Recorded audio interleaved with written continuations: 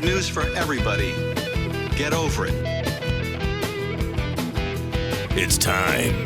Welcome to PR Wars, coming at you live from Atlanta, Georgia. Now, here is your host, Chris Shigas.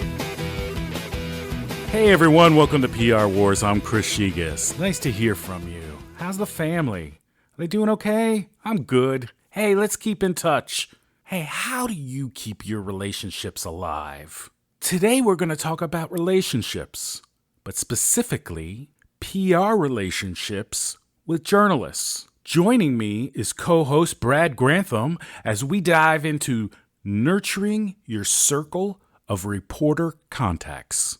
All right, Brad, you holding up okay? I'm doing well. It's another crazy news week, but what could you expect at this point? So today we're going to be talking about nurturing your reporter contacts. How do we build this reporter circle? Everyone's busy. Everyone's emails overflowing. When you pick up the phone to call a reporter, what are they going through? What's the status of the newsroom today? I think it's somewhat controlled chaos, and more so than when you and I worked in newsrooms years ago. You know, the evolution with all the different social channels has put more pressures on reporters and photographers to pretty much double their output, if not triple their output, what they used to do, to go to all the different social channels. So if something's happening in real time, I mean, not only are they having to do it for Facebook Live, Twitter, the TV station itself proper, then there's your web story. It's a lot of different tangled elements now. So I think it's a lot more complex. And on top of that, they're getting bombarded via email from viewers, managers, PR practitioners all over. All this is happening in real time. So it's quite frustrating, I think, for a lot of reporters. Right. Absolutely. I think one of the big mistakes, though, as people really look at, reporters are so busy, I don't want to bother them. I don't want to pick up a phone and call them because they'll get mad at me because they're busy. So I'll just send out these email blasts and hopefully somebody will respond. I think it's not so much that reporters don't want you to call them. It's that they don't want you to call them with bad ideas. They'll always take a good story idea, right? Yeah, they'll always take a good story idea. And I think that's the frustration. If you're in the middle of a breaking news event, let's say, for instance, a major weather event or a crime or what have you, and you're trying to find detailed information from a local PIO that's pertinent to that story or that incident happening, and you're having to scroll through again all those different emails on a mobile phone trying to find that information. Yeah, it gets frustrating, but if you catch them at the right time and it's a decent idea and it leads to great storytelling, perhaps they'll absolutely accept that. As a PR professional, you shouldn't have this understanding that reporters are way too busy. They have way too many stories to cover and they'll never want to cover your story. They have to put out a lot of output like you're talking about, and they need a lot of content to what we used to call feed the beast. Or evergreen. Yeah. The key here is it has to be structured in a realistic way that it's useful to them. No, I completely agree. It's almost like we used to joke, back in the day about having a Rolodex full of contacts. They want that Rolodex full of content that's meaningful and they can tap into at any point. But again, it all comes down to the timing, right? When you reach out to them and they can put that in that box, so to speak, or at least put that mental note away. Yeah, this might be a good one. Let me put it down. Chris, one thing I think a lot of practitioners may not realize, especially those that are just getting into the business, when we talk about timing, there are a lot of different meetings that take place editorially, both at broadcast stations, newspapers, and even online outlets. And it's knowing when those meetings are taking place. For instance, in broadcast, the majority of the first editorial board meetings happen between 9:30 and 11 in most places. They decide, here's the stories we're covering as of 11 o'clock this morning. Of course, that's subject to change. They have an afternoon crew that comes in around 2:30 or 3. Editorial board meeting happens. This is what we're covering night side. If you were to reach out to the assignment desk or those reporters after 11 o'clock, maybe 10:30, 11, somewhere in there, and it's a good story or has decent storytelling ability, then you've got a good shot.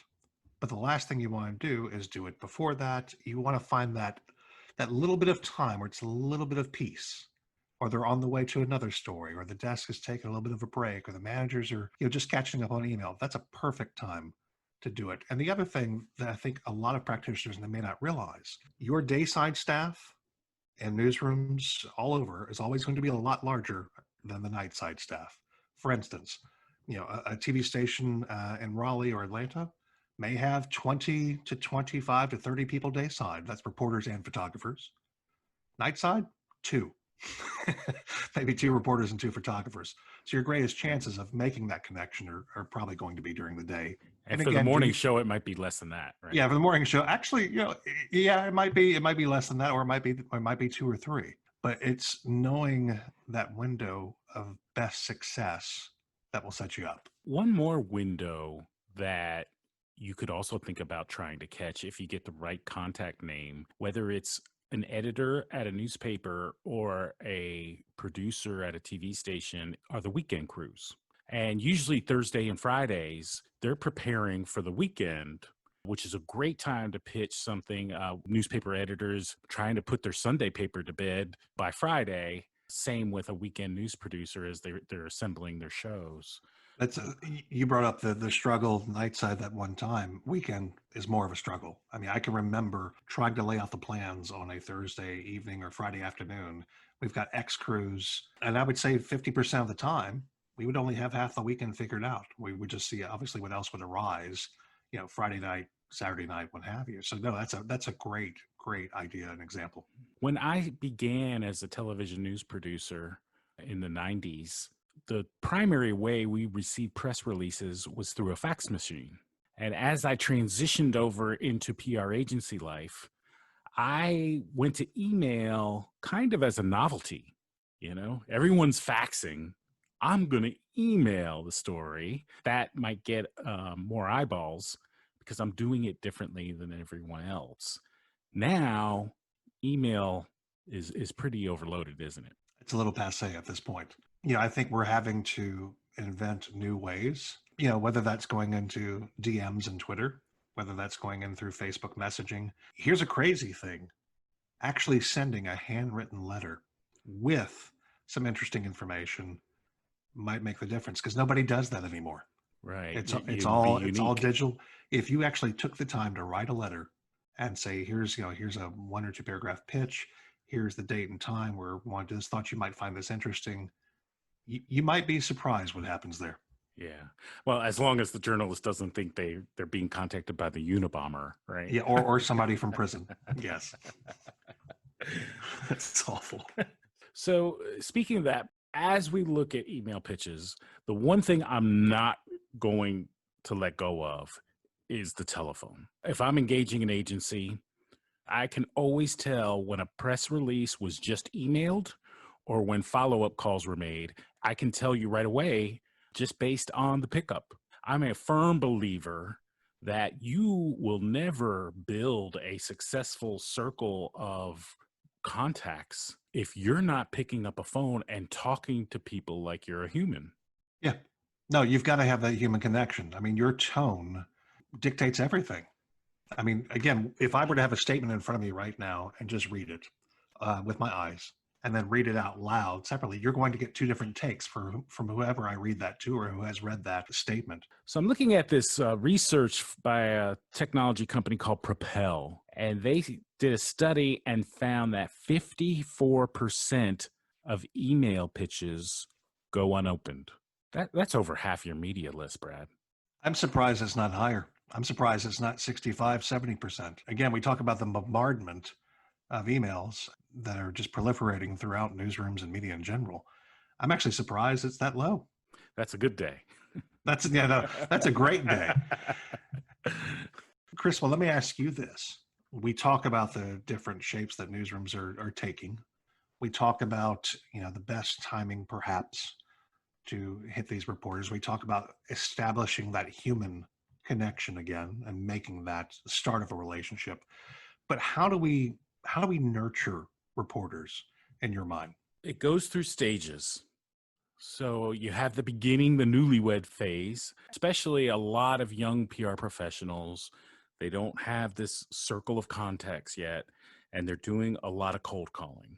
and they're sending email pitches to these media lists. They've never read this writer before. They've never seen it. They're blasting it out, hoping someone will pick it up. Then there's the phone calls. Sometimes you catch someone at the wrong time and they're not nice to you. And it's a tough road. Some young PR people won't get past that stage. They'll engage in it. They don't like it. They'll give it up and they'll go on and do something else with their career.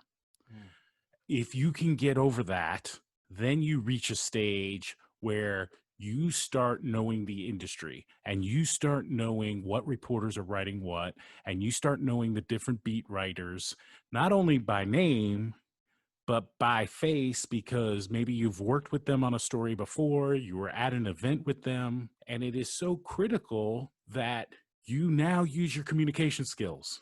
At the event, you walk up to them, you talk to them, you treat them like a human being, you joke with them, you compliment them, you do all the things you would do if you're really caring about a relationship that you want to have with another person. Completely agree. But the art of the give and take, that is something that's been lost over time. And that is, once you've started to create that relationship with a journalist, looking out for them and sending them ideas, even if it doesn't benefit you. Look, I know you cover this sector. I know you cover this space. Thought about this. It might be crazy, but there might be something to it. Just thought, I'd send it your way. Journalists do not forget that. They just don't.